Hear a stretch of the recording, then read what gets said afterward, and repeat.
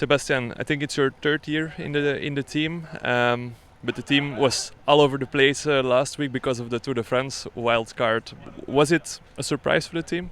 Uh, a little bit. I heard we had a chance in December with being in Barcelona, being with teams folding, being with, just the sponsors hoping, I guess, in the end for it, and luckily we got it.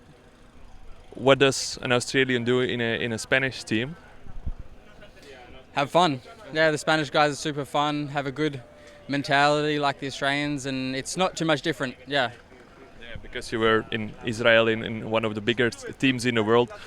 What is the difference? Also, Stefano told me about indeed the mentality of the Spanish. It's something you like? Yeah, it's nice, it's relaxed, it's maybe sometimes a bit too relaxed, but it's a very nice environment to be in, and it's not too much different. You know, they all have the same jokes, the same outlook to life, and it's super nice. How do you fit in? Did you speak Spanish already before you came in the team? No, I didn't speak Spanish before the team, no. It was sort of a really late contract signing, sort of like Stefano, and he speaks Spanish. I understand Spanish, but don't speak it yet fully, so yeah, but it's still super nice. Do they expect from you taking lessons, or how does it go?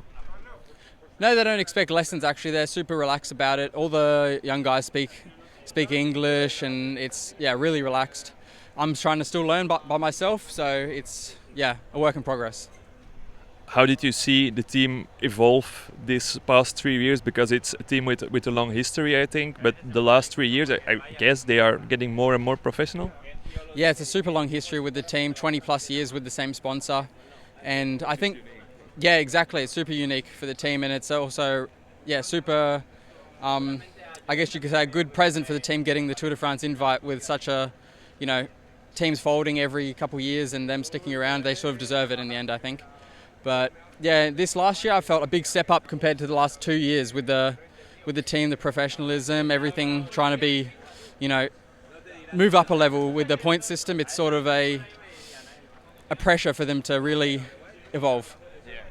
How do you see this really concrete, the evolvement of the team? What happened then? Just more professionalism from the bike brands, from the team, sending to altitude camps, more nutritionists, just trying to catch up with everybody, learning from the other teams in the end.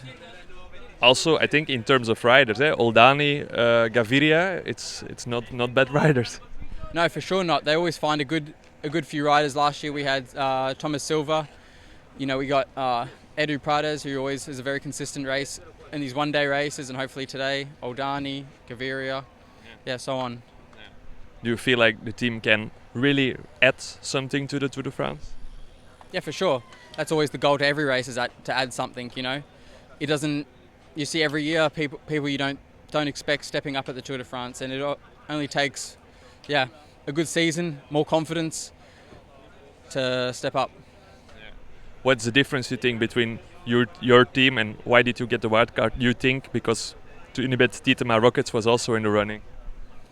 Yeah, I don't know all the politics behind it, but in the end we got it, and they're super grateful for it. There's a lot of factors that played into it. I'm not involved in all of that, so I don't know, but the team's super happy for it.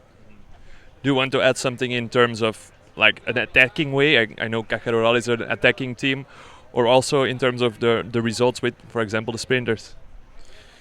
Yeah, for sure. I think, that's the only. I think, we got a few good sprinters on the team, a few good punchers, but mainly we got some good climbers and good people for the breakaways. You saw last year in the Vuelta how the tactic was get in the breakaway, get time, get for the GC anyway, be in the moves, be present, and this is what we aim to do.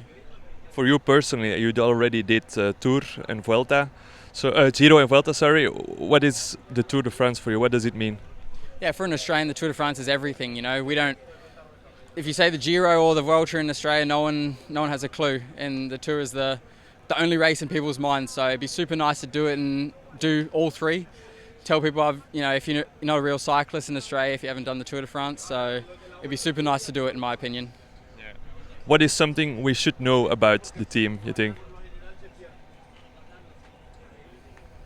I'm not sure. I think we show our ambitions and our colours in the races pretty obviously, but we always try hold our place, and I think, I think we're pretty out there in the end. Did you expect this when you signed with the team 3 years ago? This evolution? I hope for it. I hope for it in the end, but I didn't necessarily expect it. I hope for it, and they've really stepped up. So I'm really happy with how the team's evolving. On a personal level, what do you expect of this year in terms of results, ambitions? I've tried to wipe my memory from about Alula Tour, and I'm hoping this race will be a good start. I've really not thought about last week, but this week's the new start, and really hoping for a super good season with this race. I got Algarve next, and probably with all the new invites we're getting, I'll probably do Catalunya and all these races. So it's super exciting times. And in terms of the team, what do they expect from you and from the other riders in terms of results? Consistency. They really just hope we stay consistent. No sickness, none of this, and just keep being up there in the finals, getting in the end some wins, but more so points. They are a very points focused team.